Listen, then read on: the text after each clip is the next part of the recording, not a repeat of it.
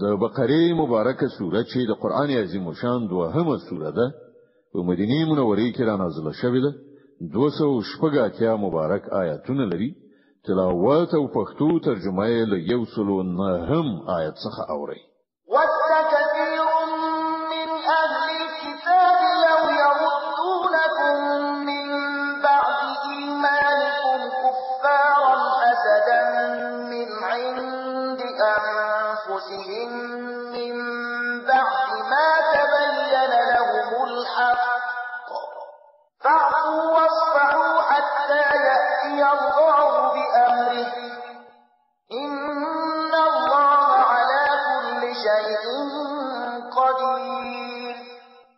زیاتره اهل کتاب دا اغواړي چې په یو ډول نه یو ډول تاسو له ایمان بیرته د کفر لوري ته وګرځي که څه هم حق حقوق ته څرګند شوی دی او د خپل نفسي غوښتنې له عمله تاسو لپاره دا غواړي د هغه په جواب کې تاسو له عفو او تیریدنې نه کار واخلئ ترڅو چې الله په خپل فیصله نافذ کړي دا اوسئ چې الله تعالی پر هر څه قادر دی واقيموا الصلاه واتوا الزكاه وما تقدموا لانفسكم من خير تجدوه عند الله ان الله بما تعملون بصير المنز قائم کړئ زکات ورکړئ تاسو چې د خپل عاقبت لپاره څنی کی سرته ورسوي وړاندې ولېږي د الله په وړاندې به هغه موجود یو مومي چې تاسو کړی وي الله د هغو ټول لیدونکی دی وقالوا لن يدخل الجنة إلا من كان هودا أو نصارى تلك أمانيهم قل هاتوا برهانكم إن كنتم صادقين هغه دا وینا ده چې هیڅوک به جنت ته لاړ نشي ترڅو چې هغه يهودین نه وي یا د عیسایانو د ګمان لمخې عیسائی نه وي دا د هغو هیلې دي دوی ته وایي خپل دلیل وړاندې کړئ که تاسو په خپل دعوا کې رښتینی یاست بلى من أسلم وجهه لله وهو محسن فله أجره عند ربه ولا خوف عليهم ولا هم يحزنون اصل کې نستاسي څه ځانګړي توپ دی او نه د بل چا حق خبره دا ده هر څوک چې خپل ځان د خدای اطاعت وقف کړي او په عملی توګه ښه چلند غوړه کړي د هغه لپاره د هغه د رب په نزد د هغه اجر شته او پر داسې خلکو څه ویره او کړاو نشته وقالت اليهود ليست النصارى على شيء وقالت النصارى ليست اليهود على شيء وهم يتلون الكتاب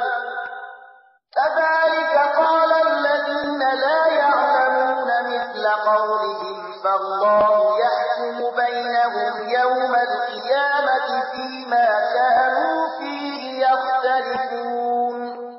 يهوديان وای له عیسایانو سره هیڅ نشته عیسایان وای له يهودو سره هیڅ نشته په داسې حال کې چې دوی دواړه کتاب ولولي همداشان دعوا هغه خلک هم کوي چې هغوی د کتاب عالمان نه دي الله بدا اختلافونه چې دا خلک پکې اخته دي د قیامت په ورځ فیصله کوي ومن أظلم ممن منع مساجد الله أن يذكر فيها اسمه وسعى في خرابها أولئك ما كان لهم أن يدخلوها إلا خائفين لهم في الدنيا خزي ولهم في الآخرة عذاب عظيم او له هغه چانه بغټ ظالم څوک وی چې نه پریږدي د الله په عبادت ځایونو کې د هغه نوم واخیستل شي او د هغو دورانولو په هڅه کې وي دا چې خلک د دې وړ نه دي چې په دې عبادت ځایونو کې قدم کېږي او که ورشي هم له ویرې سره به ورشي د هغو لپاره خو په دنیا کې رسوایی او په آخرت کې لوی عذاب ده ولله المشرق والمغرب فأينما تولوا فثم وجه الله إن الله واسع عليم ختیځ او لویدیځ ټول د الله دی په هر لوري چې تاسو مخ واړوي همغه لوري ته د الله مخ دی الله د ډېرې پراختیا خاوند او په هر څه پوهیدونکی دی وقالوا اتخذ الله ولدا سبحانه بل له ما في السماوات والأرض كل له قانتون وی وایي چې الله څوک په زوی ولې سره نیولای دی الله لدی خبرو پاک دی اصلي حقیقت دا دی چې د زمکه او اسمانونو ټول هستي د هغه دي ټول د هغه د امر منونکي دي بديع السماوات والأرض وإذا قضى أمرا فإنما يقول له كن فيكون هغه د اسمانونو او زمکه هستونکی دی او د کومې خبرې چې هغه فیصله صادروي صرف دومره امر ورته کوي چې شت نو هغه شي کیږي وقال الذين لا يعلمون لولا يكلمنا الله أو تأتينا آية كذلك قال الذين من قبلهم مثل قولهم تشابهت قلوبهم قد بينا الآيات لقوم يوقنون ناپوهان وایي چې الله په خپل ولې موږ سره نه غږیږي یا موږ ته کومه نښه ولې نه راوړي همدا شان خبرې له دوی نه مخکې خلکو هم کولې د دې ټولو مخکنیو او وروستنیو ګمراهانو ذهنیتونه یو شان دي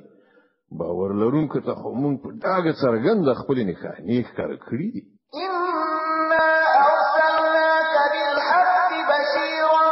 ونذيرا ولا تسأل عن أصحاب الجحيم مونږ ته د حقایقو له علم سره زیری ورکوونکی او ویرونکی لګلای او د دوزخ د خاوندانو په حق لا ته نه پوښتل کیږي ولن ترضى عنك اليهود ولا النصارى حتى تتبع ملتهم قل إن هدى الله هو الهدى ولئن اتبعت أهواءهم بعد الذي جاءك من العلم ما لك من الله من ولي ولا نصير يهوديان او عیسایان به هیڅ کله لتانه خوشاله نشي ترڅو چې ته د هغو په لار لاړ نشي دوی ته په کلاکه وایي چې سم لار یوازې همغه ده چې الله خودلې ده او کته له هغه علم نو ورسته چې درکړای شوی دی د هغو په خواهشونو په سلار شي نو ستا هیڅ دوست او مرستندوی نشته چې د الله لنیونه نه دی وشوري الذين آتيناهم الكتاب يتلونه حق تلاوته أولئك يؤمنون به ومن يكفر به فأولئك هم الخاسرون کوم خلکو ته چې مونږ کتاب ورکړی دی هغه داسې ولي چې څنګه د هغه د لوستلو حق دی هغه ور باندې د زړه کومي ایمان راوړی دی او څوک چې د هغه د نه منلو چلن غوړه کړی هغه په اصل کې زیانمن دي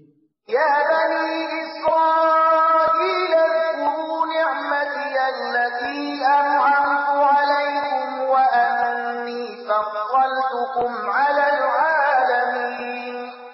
ای بنی اسرائیلو زما هغه نعمت یاد کړئ چې پر تاسو مې لور ولیو او دا چې ما تاسو ته د نړۍ پر ټولو قومونو فضیلت درکړی واتقوا يوما لا تجزي نفس عن نفس شيئا